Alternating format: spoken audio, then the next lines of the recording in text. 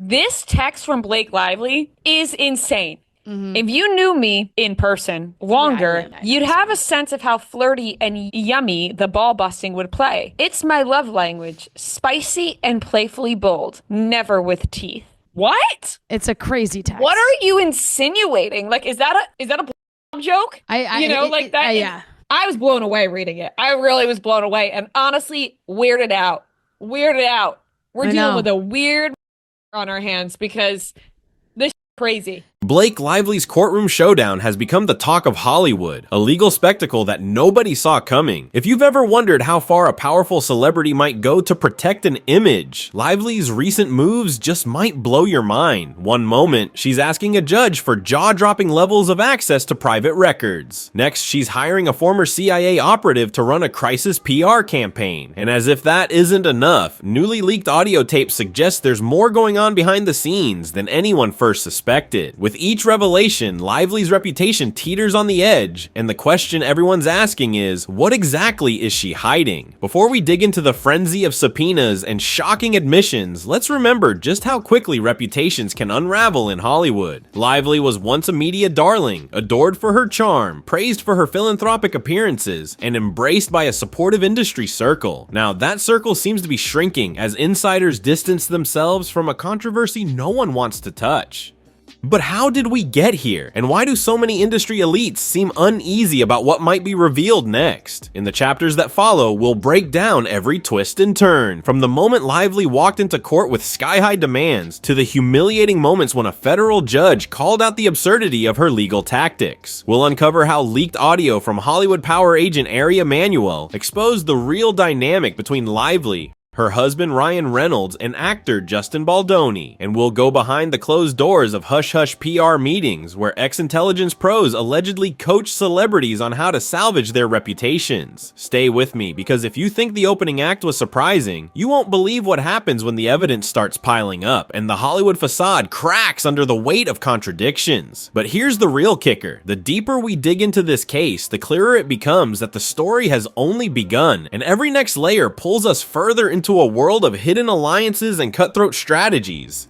The times where people ignore the red flags and say, let's just keep pushing, those are the times where you fail. The majority of things that we're buying are created by men. You always learn more from your failures than you do your successes. I love creating, and I think that as women, you're not often given authorship. For those who've never set foot in a federal courtroom, know this. Judges aren't easily impressed by grandstanding or celebrity status. That reality hit home the minute Blake Lively filed her initial requests. She didn't just ask for a handful of documents. She demanded everything from phone records to location data to entire medical visit histories from her adversary Justin Baldoni. One might expect a cautious approach when dealing with someone's private life, but Lively's legal team shot for the stars, fully anticipating the court's deference. Except that's not what happened. Judge Lewis Lyman took one look at the sprawling subpoena list and essentially said, "Are you serious?" Though he used more formal language, the core message was impossible to miss. Lively's demands were overreaching, borderline invasive, and had little to do with the heart of her claims. The moment the judge shut down these requests, it became clear that she wasn't going to breeze through this unscathed. It's easy to see why Lively's approach could backfire. Demanding 2.5 years of someone's personal messages suggests you're either fishing for evidence you don't have, or you're hoping to pry so deeply into someone's life that they fold under pressure. But the judge recognized an attempt to rummage through private data for intimidation's sake. He dismissed it as overly intrusive, hammering home that no matter how famous you are, the rules still apply. Lively's lawyers scrambled, insisting they only wanted relevant information, yet their definition of relevant conveniently stretched far beyond the time period in question. That's where they got tangled in their own arguments. How could they justify wanting logs and calls from months and years before the alleged wrongdoing even started? At that moment, the courtroom atmosphere shifted. What began as Lively's aggressive push to corner Baldoni quickly started looking like a meltdown in the making, with each new request revealing the shaky foundation of her claim. But as you'll see, the judge's scolding was only the start, because right after that, a bombshell leak from a powerful Hollywood dealmaker would crack this case wide open and put Lively's supposed innocence into serious doubt. You might wonder why an actor, no matter how influential, would ask for personal details that extend years beyond a so-called smear campaign. Isn't the point of legal discovery to zero in on material evidence tied to the timeline in question? The specifics of Lively's subpoena, however, seemed aimed less at establishing truth and more at fishing for anything that could tarnish Baldoni, or at least force him into an uncomfortable corner. From text logs and phone calls to location tracking that could map Baldoni's every step, Lively appeared ready to comb through every aspect of his personal life, potentially including conversations with friends, family, or even doctors. Under typical circumstances, there's a basic standard in place. You can't just rifle through someone's entire existence to find something that might help your case. That's precisely why the judge found this approach so egregious. Of course, Lively's team tried to spin this. They rushed to the media with claims like, "Actually, the judge asked us to narrow our requests," conveniently omitting that what the judge really said was more along the lines of, "Stop violating people's privacy." The Blake Lively-Justin Baldoni legal battle took a turn Tuesday night when Lively filed an amended complaint alleging that two other actresses on the set of the film are prepared to testify their own uncomfortable experiences on set, not name the actresses or quote directly from their texts, or include screenshots out of concern that they may be exposed to the same sort of cyberbullying and threats Lively and her husband Ryan Reynolds claim they have endured. It's a tactic often used in high-profile cases: lose publicly, then repackage the loss as a partial victory. Yet the more they spun the story, the less convincing it sounded, especially once reporters started scrutinizing the original subpoenas. So why go so far? Could it be that Lively and her lawyers suspect Baldoni of holding some secret that would blow the case wide open? Or is the entire subpoena blitz a desperate ploy to intimidate him into settling or backing down? Many legal analysts suspect the latter. After all, if you claim you already have ironclad evidence of wrongdoing, you don't need to tear through 2 years of personal data hoping to find something else. And if the courtroom drama wasn't wild enough, the next piece of evidence didn't come from official filings or sworn testimonies. It emerged in the form of a leaked conversation, one that would shift the narrative from "she's just being overly zealous" to "wait, was there a backroom push to blacklist someone?" You're about to see how a simple audio clip can transform an entire legal case, and why in Hollywood who you know often matters more than what you know.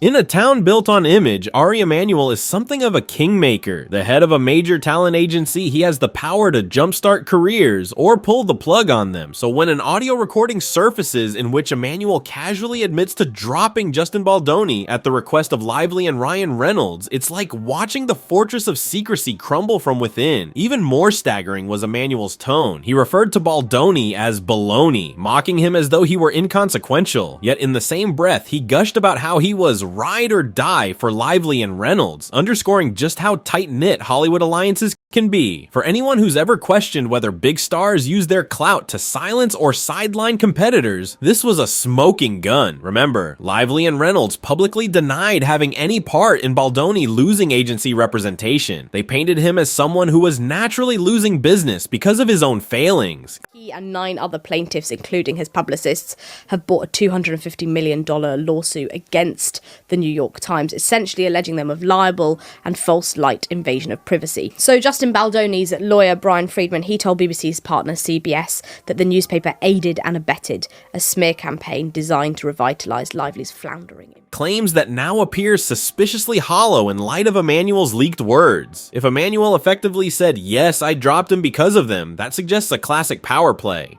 The leak also revealed a dark underbelly to the entire situation. While Lively frames herself as a victim of a smear campaign, the audio indicates she and Reynolds might have been orchestrating professional damage to Baldoni behind the scenes. Emanuel's comments about how he fired Baldoni, almost as a favor to Lively, contradict the public narrative that she's simply seeking justice. It's difficult to imagine a scenario that does more damage to Lively's case. On one hand, she claims she needs to see all of Baldoni's personal records to prove he's plotting against her. On the other, newly surfaced tapes suggest she might be the one holding the strings, leveraging her star power to cut him off from opportunities. And if that sounds like a professional death sentence, wait until you see who Lively hired to clean up this mess. Because when Hollywood starlets start recruiting ex-CIA pros, you know there's a deeper story unfolding, one that's about to get much more complicated. If you thought celebrities only relied on flashy publicists to gloss over messy scandals, Blake Lively's recent hire might change your perspective. Enter Nick Shapiro, a former CIA deputy chief of staff turned crisis PR guru, known for managing controversies in ways that shape and sometimes warp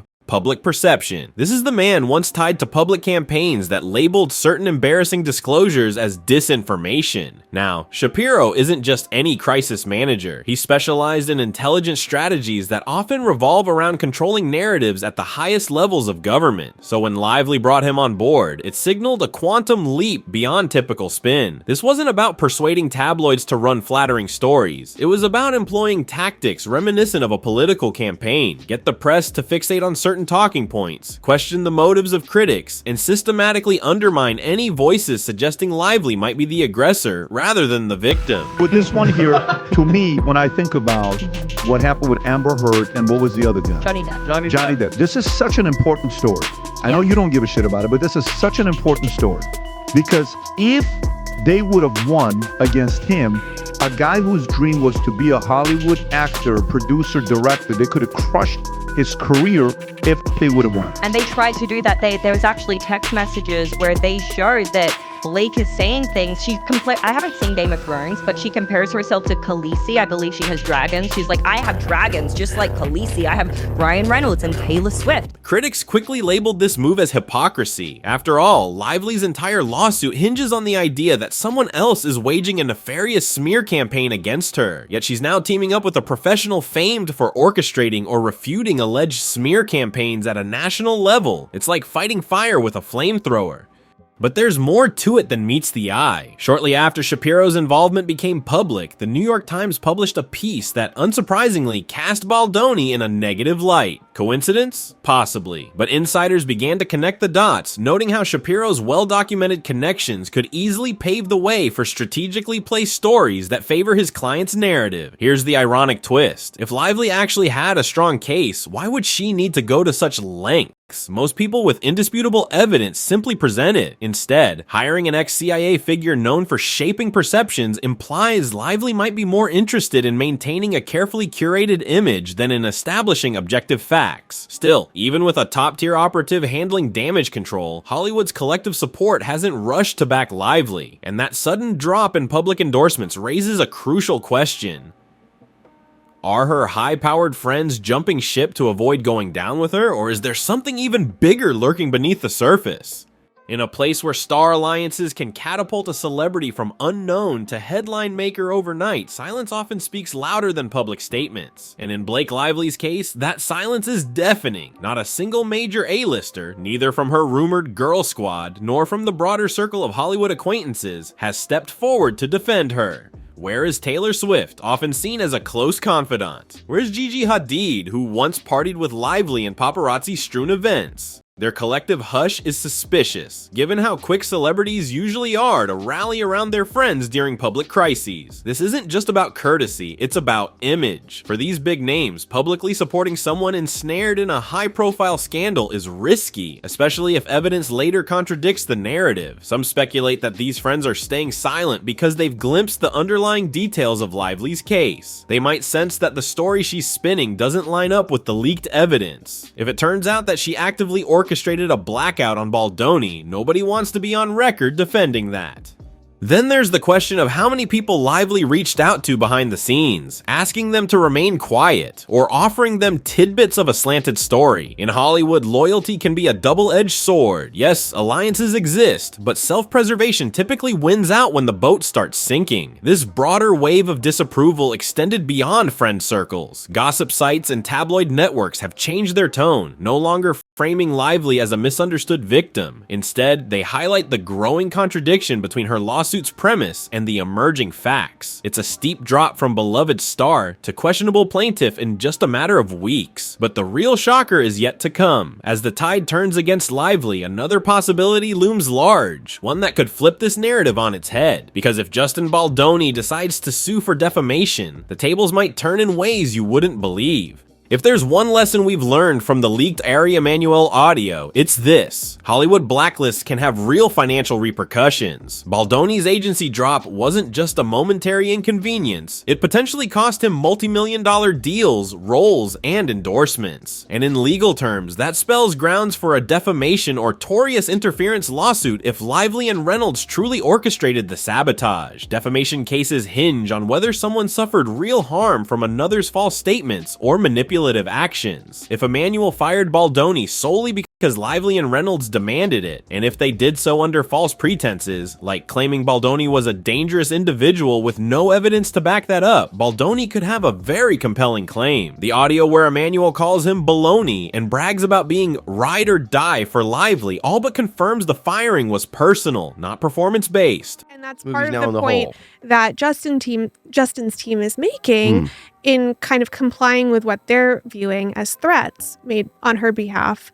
against Justin is like, well, there's this financial consequence to everything in addition to the strike consequences too, right? So they filmed May to June, then shut down for the strike, and then they were down until January. But I think that the strike lifted in November, but then she had all these return to work provisions. Moreover, there's the question of Lively's public allegations. She's painted Baldoni as the mastermind of a smear campaign, yet so far hasn't produced anything that definitively proves his guilt. If that portrayal damaged his reputation and caused him quantifiable loss, it further strengthens the defamation angle. Many legal experts watching this drama believe Baldoni's lawyers are biding their time, collecting every piece of contradictory evidence Lively has handed them on a silver platter. Leaked calls, contradictory subpoena demands, and the ex-CIA involvement all feed a growing narrative that Lively might have been the true driving force behind this whole fiasco. Should Baldoni pull the trigger and file his own suit, it wouldn't just be about clearing his name. He'd likely seek hefty damages, payouts that could run into the millions, and considering Lively's wealth, plus her ties to major Hollywood players, it's a lawsuit she'd find hard to dodge. But the real question is how the judge will handle the next wave of revelations, because the court has already shown it's not easily swayed by celebrity clout, and from what we've seen, there's still plenty left to unravel. Step by step, Blake Lively's carefully curated image has been chiseled away by her own aggressive legal moves. She marched into court with broad subpoenas, demanding Baldoni's personal and professional secrets. She leaned on her status to push for overreaching measures that a federal judge refused to endorse. Then, in a twist nobody saw coming, leaked audio directly implicated her and Ryan Reynolds in possibly orchestrating a Hollywood takedown. The ex-CIA crisis manager, the hush-hush from her social circle, and the potential countersuit from Baldoni all add layers to a scandal that seems tailor-made for blockbuster headlines. Now, with each new day, it looks more and more like Lively's claims might backfire entirely. Instead of proving she was a victim of a smear campaign, she's inadvertently highlighted the manipulative power plays lurking just beneath Tinseltown's polished exterior. This legal spectacle is a test case for how far celebrities can stretch their influence. It raises tough questions about accountability, especially when big names team up with powerful insiders like Ari Emanuel, or turn to specialized operatives who've perfected the art of narrative manipulation. How's Justin feeling right now? What do you hope to accomplish this year? You know what? He's feeling like you would feel. If you were wrongfully accused of something, you'd feel pretty devastated. And he's looking for justice. And he's a great man and an honest, really caring person. Thanks for your time. For every sealed document Lively wants to keep hidden, there's a line of investigative reporters eager to blow the lid off whatever it contains. So where does this end? As it stands, Baldoni's team seems more confident than ever. If they move forward with a defamation claim, the final chapter of Lively's legal drama could be far more devastating than her initial suit. Whether you're a fan who believed in her innocence or a skeptic from the start, it's hard to deny that her reputation is now balanced on the razor's edge. Hollywood scandals have a way of dragging on for months, sometimes years. Even if Lively manages to contain this crisis for now, the stench of controversy will linger around her and Reynolds. casting doubt on every major move they make. Deals could fall through, future collaborations might get reevaluated, and one more explosive leak could be all it takes to bring down the last defenses she's built around her story. The truly unsettling part is how normal these tactics have become, a sign that behind the glamour and glitz of red carpets lies a cutthroat world where PR spin, legal aggression, and hush money form the currency of survival. Perhaps we should have expected something like this eventually. After all, the higher you climb in Hollywood, the more dangerous your secrets become. And so, we watch this saga continue, wondering if the next big reveal will be yet another leaked phone call, a sudden shift in the judge's rulings, or maybe that long-awaited countersuit from Baldoni. One thing's certain, it's not over yet, and whatever comes next will likely make everything we've seen so far look tame by comparison. Keep your eyes peeled, because in a place defined by shifting loyalties and endless reinventions, today's accusation can become tomorrow's downfall. Will Blake Lively stand strong against this tide of revelations, or is she already sinking faster than anyone dares to admit?